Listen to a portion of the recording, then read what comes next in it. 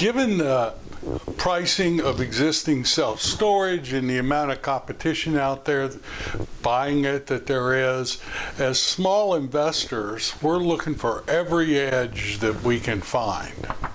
So as we're reading magazines and industry periodicals and white papers, we're looking for the slightest advantage, slightest edge, slightest piece of knowledge that we can take that will assist us in getting in or growing our self-storage business.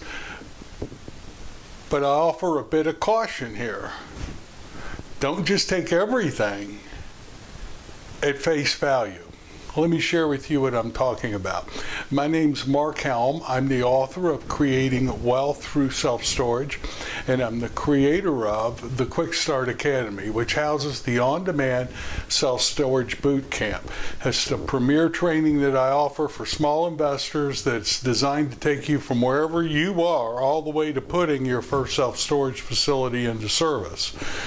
It's a cloud-based video training system that offers a workbook and all the forms that we use in our self-storage business as we're looking at getting buying a facility, the checklist we use, everything that we're using today to get into the self-storage business.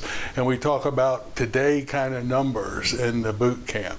So if you're looking for a step-by-step guide that can help take you from wherever you are to you're putting your next or your first self-storage facility into service, I invite you to explore the on-demand self-storage boot camp. But we look for every edge. Small investors today, we're looking for every advantage, every edge, every piece of knowledge that we can glean and use to our advantage today, because it's very competitive out there. But we need to be a little bit careful and not just draw immediate conclusions based on graphs and charts and things that we see in these white papers. I was reading the Marcus and Millichap 2022 Self-Storage Outlook, and a lot of great information in there. I've been quoting it the past couple of weeks, and there was this one particular section called Drivers for Rent Growth. And what it did is it took the top 10 cities in population growth, because as we know, population growth is one of the major drivers for self-storage. And it looked at, projected to be the population growth for the next 3 years. And it looked at what is the current amount of self-storage is projected to come online in those markets in the next 3 years. Now, they never said these are markets you should focus on or anything, but I was looking at the top 10 markets for population growth. And I caught myself saying, maybe these are the markets I need to focus on. I need to work because, I'm always looking for where there's population growth. So it got pretty exciting for a second. And then I thought, well, what's missing from this chart that I need to fill in are, what is that, how many people does that 6% or 5% population growth account for? And with the amount of self-storage projected to come online in the next 3 years, if they're saying it's 9% more, how many square feet is that 9% more? So what I saw was, and I'm not going to show you the chart because it had the top 10 cities. I didn't go through all 10. I went through about 5 of them. But here's what I saw when I looked at the top 5 markets for population growth. What I saw was, Austin leading the pack at 6% estimated population growth and a 3-year inventory growth of 9.3%. Vegas, 5%, 5.1%, and a whopping 16.5% projected in inventory growth. You can see the top 5 here. But I caught myself looking at that graph saying, wow, this is probably where I need to look and focus on. But like I said, before I got too excited, I thought, well, let me finish the graph. Here's what I would want to know. So I started finishing the graph. And I looked at what is that in Austin? What would that 6%, how many people is that? And 9.3% in population growth. What does that really mean in terms of square footage? So I began to research it. And I began to research all of them. Now, I'm not trying to be exact. I'm not trying to create a graph I'm going to publish, although I'll show it to you.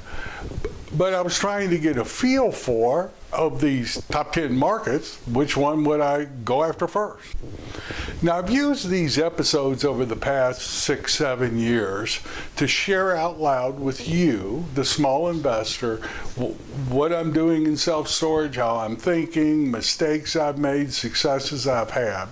And one of the things I've learned is to question data. Now, I'm not saying this Marcus Millichap report is incorrect, but by just looking at that graph, looking at that chart, one would think, or it's a valid conclusion to draw, just looking at it and reading the article, that, well, perhaps these are the markets I should focus on. And I'm not saying they're not. They very well might be. Most likely, there's sub-markets in all those markets that probably have unmet demand. But I wanted to know as a trade area, as a market area, what's the health of that market area with that population growth and that much coming on? Now, that wasn't shown anywhere, so I had to find that research myself. Now, my research isn't exact. These numbers are not, I'm not standing by them. I used multiple sources to get at them. Some numbers were, how many square feet are in a current market were real easy to get. Other numbers, you had to extrapolate a little bit and do some math.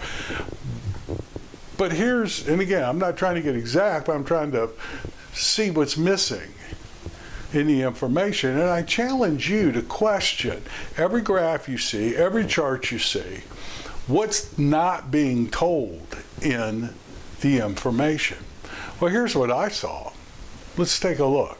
Given the population, 6% is 130,000 people, it looks like. And given the current inventory, a 9.3% increase in self-storage of the existing self-storage market, and I'm using 8 square feet per capita as over-under as equilibrium. It's probably higher now, but that showed about 775,000 overbuilt at 8 per capita in that market over the next 3 years. Las Vegas was close to 1 million square feet overbuilt. Phoenix was close to 5 million square feet overbuilt. And you can go on down. Now, again, I'm not standing by my numbers, but all I'm saying is that's a very different initial takeaway than the first chart we looked at.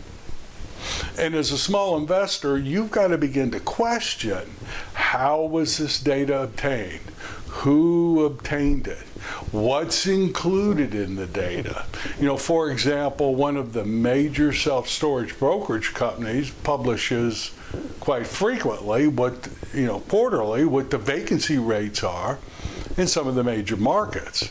So as I started doing some digging and how that is calculated, what I discovered is this company does not include, it only includes stabilized storage. It does not include storage that's coming online or is in the process of lease up.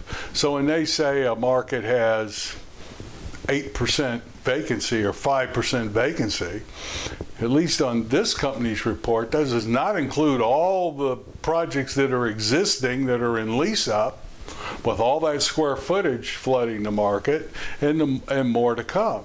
So as a developer, if you read that and don't do any further research, you're going to think, wow, I'm going in a market with 5% vacancy or 8% vacancy, not knowing or not learning that, well, that in fact is not the vacancy rate because it didn't include all of the projects in lease up. So be careful as you study and take this data to make decisions on what you're going to be doing in a market. And I'm not saying that it's all the data's wrong. I'm saying just do your due diligence and dig further into it and do more research. How was the data obtained? What's included in the data? And then very often you'll have to, like I did, find out, do a little more research to see, well, how many square feet or how many people does that represent? And the biggest thing I'm beginning to question at all is the equilibrium number. How many square feet per capita is equilibrium? Because what I'm seeing in the marketplace, in trade areas and market areas where the quote square foot per capita is high, I'm seeing self-storage just lease up, new stuff hitting the market at astronomical rates and at high velocity. So what I'm seeing is that the traditional way of measuring equilibrium isn't really holding in many, many markets. So where does that 8 square feet per capita is equilibrium, or whatever it is? And it's different for each state and each city, but is that is that the most valid number today? We're going to talk a little bit more about that next week. I think there's some drivers that once introduced to a market will throw the old kind of 8 or 7.5 square feet per capita or or whatever has traditionally been the equilibrium in a particular market. I think there's some drivers that kind of throw that out the window, or at least increase it dramatically. We'll talk about 2 of them. I've already talked about some, but we'll talk about 2 of them next week. Now, it's easy to use statistics to bolster whatever position you want to hold on anything, but especially self-storage, because there's so much data out there right now. Now, I'm not saying don't make data-driven decisions. All I'm saying is be careful with the data. Research the data. Don't just assume because you see it in a publication, Austin, since it was #1, that's the market to hit. Very well might be.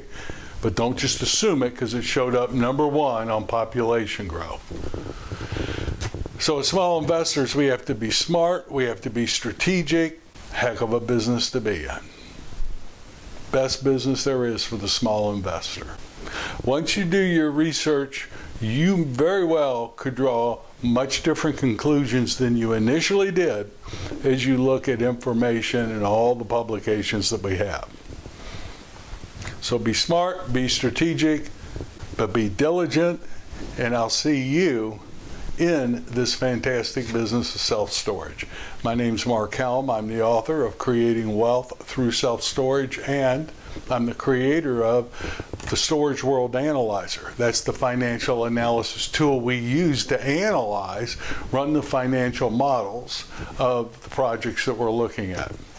If you're using Excel, great. I use it on some projects, but I use the analyzer every day as we're looking at self-storage. So thank you very much, and I will see you next week.